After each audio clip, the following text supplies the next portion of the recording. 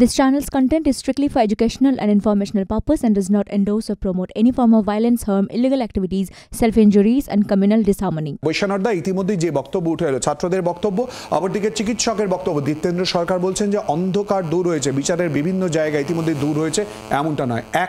কৌশিক গঙ্গোপাধ্যায় বলছেন বিভিন্ন ক্ষেত্রেই কিন্তু সন্দীপ ঘোষ ঢুকে আছেন, 50 দিন পেরিয়ে গিয়েছে, তারপরে এই প্রশ্নগুলো কিন্তু সামনে আসছে।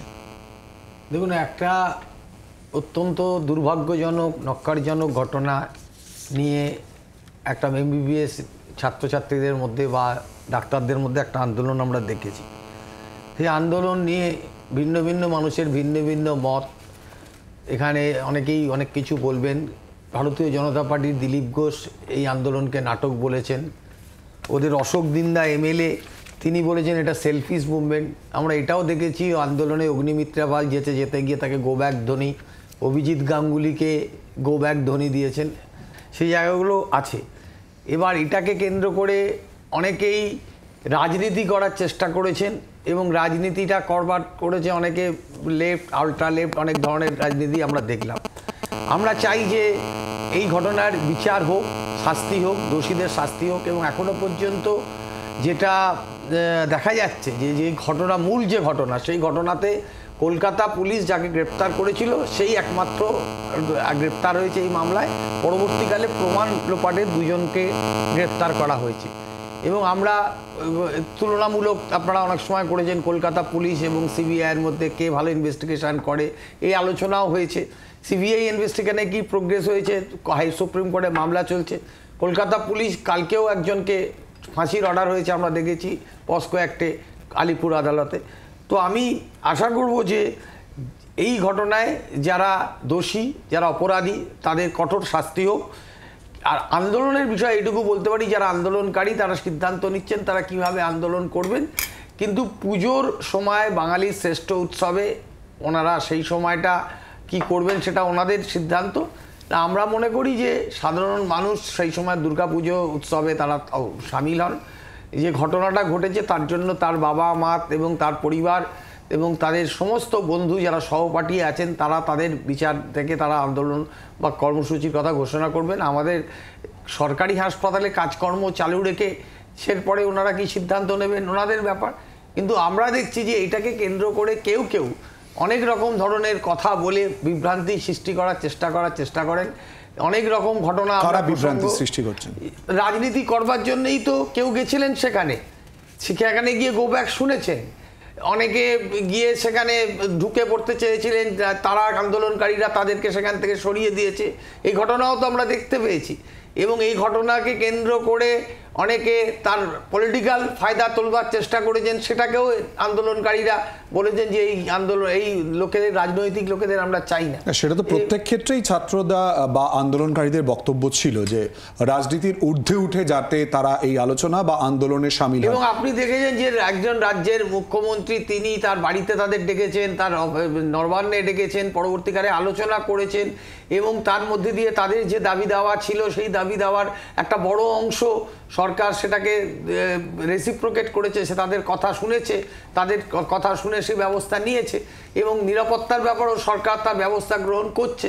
আন্দোলনকারীদের সঙ্গে আলোচনা করেছে, মুখ্যমন্ত্রী, মুখ্য সচিব সবাই আলোচনা করেছে। কিন্তু তাদের তরফ থেকে তো দাবি রয়েছে এবং 7 দফা দাবি মেলও করা হয়েছে, আপনি জানেন সম্প্রতি। বৈশ্বনাথদা, আসবো ইতিমধ্যে থ্রেড কালচারের প্রসঙ্গ বারবার করে উঠে আসছে, ছাত্রদের বক্তব্য এবং বিভিন্ন রাজনৈতিক দলের বক্তব্য তুলে ধরবো। কিন্তু তার আগে এই যে বিষয়টা চলে আসছে, অর্থাৎ তাদের আন্দোলন কোথাও থামছে না, কিন্তু এরই মধ্যে অব্র আমরা দেখলাম যে বৈশ্বনাথদা যে কথা বলছেন, ঘোলা জলে মাছ ধরা, বিভিন্ন ক্ষেত্রে রাজনীতিকরা বিষয়টা প্রবেশ করার চেষ্টা করেছে। ইতিমধ্যে তোমার দলের বেশ কয়েকজনের নেতা নেত্রী নামও হলো। খালি বৈশ্বনাথদা একটা জিনিস বলে দিই, অগ্নিমিত্রা পাল যখন যাচ্ছিলেন তিনি বলেছিলেন যে পাশেই পার্টি অফিস রয়েছে, সে কারণে যাচ্ছিলেন, আন্দোলনের মধ্যে অংশগ্রহণ করার জন্য নয়, যদিও তিনি বলেছেন তাদের সমর্থন রয়েছে। অব্র, প্রথমত একটা কথা বলে আমি শুরু করি যে অভয়ার মৃত্যু কিন্তু একক একটা ঘটনা নয়। এর আগে আরজি করে কিন্তু একাধিক ডাক্তারদের প্রাণ গেছে এবং প্রত্যেকবার কলকাতা পুলিশ তথা রাজ্য প্রশাসন সেই কেসগুলো আনসলভড অবস্থায় বন্ধ করে দিয়েছে। 2016 সালে এই সরকারের আমলে 2016 সালে ডক্টর গৌতম পাল, ওখানকার প্রফেসর ছিলেন, উনি মারা গেছিলেন নিজের বাড়িতে, পচাগলা দেহ উদ্ধার হয়, কেসটা আনসলভড করে বন্ধ করে দেয় কলকাতা পুলিশ। তারপরে 2020 সালে ডক্টর পৌলমী সাহা বলে একজন মহিলা ডাক্তার, সে নাকি ওখান থেকে ঝাঁপিয়ে আত্মহত্যা করে, এটা পুলিশের বক্তব্য, কিন্তু কোনো সুইসাইড নোট কিন্তু পাওয়া যায়নি, কেস বন্ধ।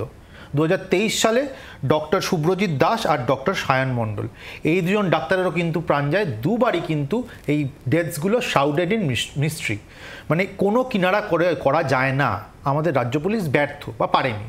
এবার যদি ব্যর্থ ধরে নিই তাহলে না হয় এক কথা ছিল, কিন্তু আজকে যখন অভয়ার প্রাণটা গেল, একটা জিনিস তো প্রাইমা ফেসি প্রমাণিত, রাজ্য প্রশাসন অ্যাক্টিভলি চেষ্টা করে যাচ্ছে এবং এখনও হয়তো করছে কিভাবে তথ্য প্রমাণ লোপাট করা যায় এবং দোষীদেরকে বাঁচানো যায়। তখন একটা আশঙ্কা কিন্তু দাদা আসে যে আগের যে মৃত্যুগুলো ঘটেছিল সেগুলোর পেছনে কি কোনো রহস্য ছিল, এই প্রশ্ন কিন্তু আসে। এবার সেটা না হয় ছাড়লাম, বৈশাদা অনেকগুলো কথা বললেন। বৈশাদার এটা জানা উচিত যে অভয়ার মৃত্যুর পরে আমাদের রাজ্যে বিগত এই 1.5 মাসের মধ্যে 30 থেকে 35টা রেপ এবং সেক্সুয়াল হ্যারাসমেন্টের ঘটনা কিন্তু জায়গায় জায়গায় ঘটে গেছে, জেলায় জেলায়, গ্রামে গ্রামে। তাই এখানে বড় বড় কথা বলে লাভ নেই, আপনারা আইন শৃঙ্খলাটা একটু ঠিকভাবে রক্ষা করলে ভালো হয়। আরেকটা কথা বলি, এই যে ডাক্তারদের নিয়ে একটা প্রশ্ন উঠলো, ডাক্তারদের আন্দোলন নিয়ে প্রশ্ন উঠলো, ডাক্তারদের আন্দোলনের ন্যায়সঙ্গত যেই কথাগুলো রয়েছে সেগুলো আমরা প্রথম থেকেই কিন্তু মরাল সাপোর্ট করে গেছি এবং যাও, কিন্তু কয়েকটা কথা নিয়ে আমাকে আজকে বলতে হচ্ছে। সেটা হচ্ছে যে দেখুন, ডাক্তারদের, জুনিয়র ডাক্তারদের একটা অংশ রয়েছে যারা কিন্তু একটা স্পেসিফিক রাজনৈতিক দল করেন, সেই রাজনৈতিক দলটার নাম হচ্ছে এসইউসিআই এবং এসইউসিআইয়ের ছাত্র সংগঠন ডিএসও। এবং এসইউসিআই কারা? এসইউসিআই একসময় সেই প্রসঙ্গটার মধ্যে যাব না, আইডিওলজি এবং বিভিন্ন রাজনৈতিক দল করেন এই বিষয়গুলো সামনে এসেছে, কিন্তু আন্দোলনের নিরিখে কোথায় দাঁড়িয়ে রয়েছে সেটারই প্রশ্ন এবং আল্ট্রালেফট এবং লেফটের প্রসঙ্গ যেহেতু এসছে এবং বৈশ্যানরদা যেহেতু প্রসঙ্গ তুলেছে, সেই জায়গা থেকে সপ্তর্ষি মূলত যে প্রশ্নটা, যদিও বৈশ্যানরদা ইতিমধ্যেই বলেছে যে আন্দোলন তাদের চলছে, তাদের বক্তব্য, তাদের অবস্থান, সরকারও কিন্তু অনেকগুলো বিষয় মেনে নিয়েছে। এক, দ্বিতীয় কথা তিনি বলেছেন যে কাজে অংশগ্রহণ করে তার সঙ্গে চিন্তা ভাবনাগুলো বা দাবিগুলো থাকুক। 3, পুজোর কথা তিনি তুলে ধরেছেন।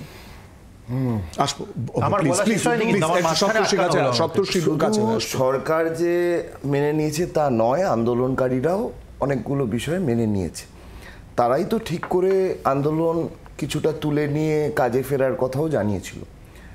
আমার কথা হচ্ছে বৈষ্ণবদা যেটা বলতে চাইছে যে এটার মধ্যে একটা রাজনৈতিক রং খুঁজতে চাইছে। আমি খুব পরিষ্কারভাবে বলতে চাই যে এই যে আন্দোলনটা হচ্ছে, এই আন্দোলনটার প্রধান চালিকা শক্তি হচ্ছে পশ্চিমবাংলার সাধারণ মানুষ এবং তাদের প্রাতিষ্ঠান বিরোধী মানসিকতা, আর এই আন্দোলনের বর্ষা ফলক হচ্ছে এই জুনিয়র ডাক্তাররা। তাদের কি রাজনীতি, তাদের কোনো রাজনীতি আছে কি না, তাদের এই আন্দোলনকে আমরা আনকন্ডিশনাল সাপোর্ট দিচ্ছি। এই জন্য দিচ্ছি কারণ তারাই এই আন্দোলনটাকে এগিয়ে নিয়ে যাচ্ছে। শুধু তাই নয়, এই আন্দোলনের direct stakeholder only them and medical administration. সুতরাং তাদের এসইউসিআই করে না তৃণমূল কংগ্রেস ছাত্র পরিষদ করে না এসএফআই করে, নট ইম্পর্টেন্ট। যে আইডেন্টিটি নিয়ে তারা আন্দোলন করছে সেই আইডেন্টিটিটা হচ্ছে নন পলিটিক্যাল। তারা কেউ বলছে না আমরা এসইউসিআই হিসেবে এসেছি, কেউ বলছে না এসএফআই হিসেবে এসেছি, কেউ বলছে না আইসা হিসেবে এসেছি, সকলে বলছে আমরা জুনিয়র ডাক্তার হিসেবে এসেছি। না, এবং তাদের আবেদনও তো বারবার করে রাজনীতির ঊর্ধ্বে আসে। সেই জায়গা থেকে দাঁড়িয়ে এই মুভমেন্টটাকে দাগিয়ে দেওয়ার কোনো কারণ নেই। দ্বিতীয় কথা হচ্ছে যে এই যে পুজোর সময় মুভমেন্ট হবে কি হবে না, এটা তো প্রথম এই জায়গায় ঢিল মেরেছেন মমতা বন্দ্যোপাধ্যায় নিজে। ওনাকে একবারই কে বলতে বললেন যে উৎসবে ফিরুন? আমি একটুখানি ছাত্রদের প্রসঙ্গ, ফিরবে না সে তো মানুষ ঠিক করে। বাংলার আওয়াজ, বাঙালির আবেগ, জি 24 ঘন্টা।